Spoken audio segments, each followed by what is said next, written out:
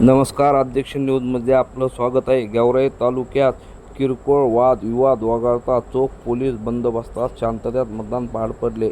39 बीड लोकसभा सार्वत्रिक निवडणुकीसाठी सोमवारी दिनांक 13 मे रोजी गेवराई विधानसभा मतदारसंघात 65% मतदान झाले असून किरकोळ वाद-अपवाद वगळता इतर ठिकाणी मतदारांनी शांततेत मतदानाचा हक्क बजावला आहे.